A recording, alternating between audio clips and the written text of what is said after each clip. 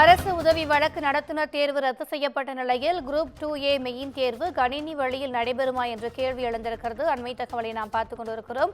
கடந்த 14ஆம் தேதி நடைபெற்ற தேர்வானது தொழில்நுட்ப கோளாறு காரணமாக ரத்து செய்யப்பட்டது. ரத்து செய்யப்பட்ட இந்த தேர்வு பிப்ரவரி 22ஆம் தேதி நடைபெறும் என அறிவிக்கப்பட்டிருக்கிறது. இந்த நிலையில் குரூப் 2A மெயின் தேர்வு கணினி வழியில் நடத்த TNPSC முடிவு செய்யப்பட்டிருப்பதாக அண்மை தகவலை நாம் பார்த்துக் கொண்டிருக்கிறோம்.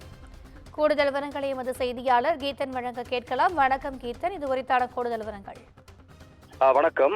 குறிப்பாக அரசு பணியாளர் தேர்வாணையம் குரூப் 1, குரூப் 2, குரூப் 4 உள்ளிட்ட பல்வேறு தேர்வுகளை நடத்தி வருகின்றது.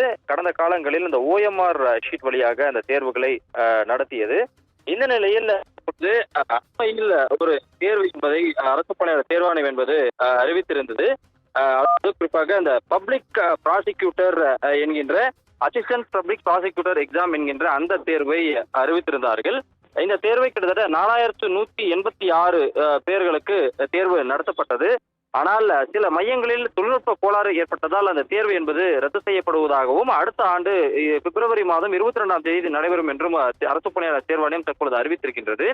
இந்த நிலையில் குரூப் 2A மெயின்ஸ் தேர்வுகளும் அடுத்த ஆண்டு நடைபெற இருக்கின்றது. இதனை முதல் முறையாக கம்ப்யூட்டர் வழியில் கணினி வழியாக நடத்துவதற்கு அரசு பணியாளர் தேர்வாணையம் முடிவு செய்திருக்கின்றது. ஏற்கனவே அசிஸ்டன்ட் பப்ளிக் ப்ராசிக்யூட்டர் எக்ஸாம் தேர்வு என்பது தொழில்நுட்ப கோளாறால் முழு தேர்வும் ரத்து செய்யப்பட்டிருக்கக்கூடிய நிலையில் 23,000 நபர்கள் பங்கேற்கும் குரூப் 2A முதன்மை தேர்வை அரசு பணியாளர் தேர்வாணையம் கணினி வழியாக நடத்த முடியுமா என்கின்ற ஒரு கேள்வி எழுந்திருக்கின்றது.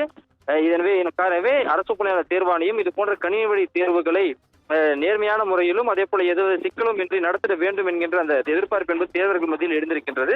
ஏனென்றால் இது போன்ற சில சிக்கல்கள் ஏற்படும் பொழுது அரசு பணியாளர் தேர்வாணையம் மீதான அந்த நம்பகத்தன்மை என்பது தேர்வர்களுக்கு குறைகிறது. எனவே அரசு பணியாளர் தேர்வாணையம் இதில் ஒரு முறையான நடவடிக்கை எடுக்க வேண்டும் என்பதே அனைவரது எதிர்பார்ப்பாகவும் இருக்கின்றது.